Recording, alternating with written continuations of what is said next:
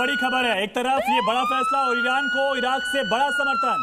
शिया राष्ट्र की तरफ से कट्टरपंथी संगठन ने खुले समर्थन का ऐलान कर दिया है।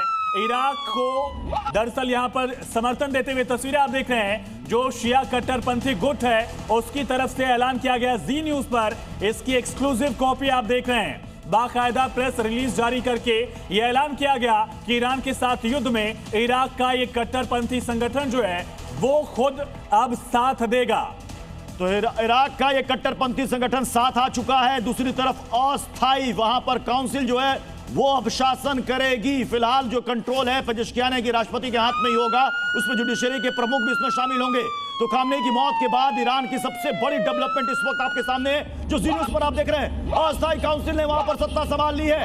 अब देखना पड़ेगा कि अस्थाई काउंसिल स्थायी शासन की ओर कब तक बढ़ेगी। वहां पर अब अगला खामनेई के बाद उत्तराधिकारी कौन होगा? क्या उनके बेटे मुस्तफा खामनेई होंगे या फिर हसन खुमैनी का नाम भी सामने आ रहा है। कौन होगा यह साफ होगा। अमेरिका जो चाहता था, जो टारगेट अचीव करना चाहता था, क्या खामनेई की मौत के बाद वो टारगेट अचीव हो गया है? क्या रिजीम पूरी तरीके से बदल जाएगा और वो पूरी तरीके से अमेरिका के कंट्रोल में होगा? यह सबसे बड़ा सवाल है। देखिए अस्थायी काउंसिल में कौन होगा? जुडिशरी के प्रमुख होंगे। खामनेई की मौत के बाद ईरान से सबसे बड़ी खबर, सबसे बड़ी अपडेट। तो अस्थायी काउंसिल ने सत्ता संभाल लिया, यानी कि अगला उत्तराधिकारी जो है उसमें अगर वक्त भी लगता है तो सारी जिम्मेदारी जो है, सारे सेंटर ऑफ पावर जो है वो अस्थायी काउंसिल के पास रहेगा, जिसमें राष्ट्रपति मसूद पेजेश्कियान है, जिसमें जुडिशरी के प्रमुख हैं और जिसमें मुस्लिम शिया क्लेरिक्स जो हैं उनको भी शामिल किया गया है। खामेनेई की मौत के बाद सबसे बड़ी खबर। और इसी बीच एक और बड़ी खबर का रुख करेंगे।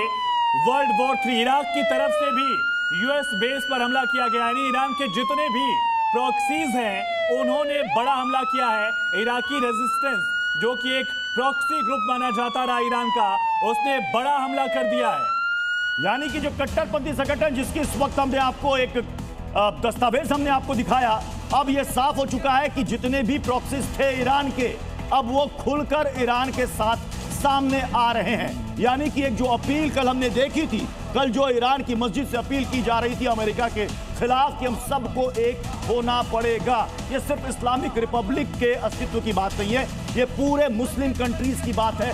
सबको एक साथ आना होगा। यानी कि चाहे वो हिजबुल्लाह, हमास, जो भी प्रॉक्सी था ईरान का, जिसकी जितने परसेंट इस वक्त स्थिति या ताकत बची है 30 से 40%, वो फुल फ्लेज इस वॉर में ईरान के साथ आ चुका है।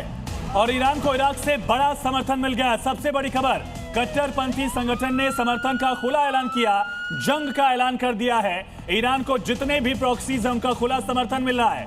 कोई भी बड़ा देश भले ईरान के साथ खड़ा ना हो, लेकिन जितने भी उसके प्रॉक्सीज हैं, यमन में हूती, हिजबुल्लाह लेबनान में, इसी तरह से हमास, तमाम संगठनों की तरफ से ईरान का खुला समर्थन किया जा रहा है।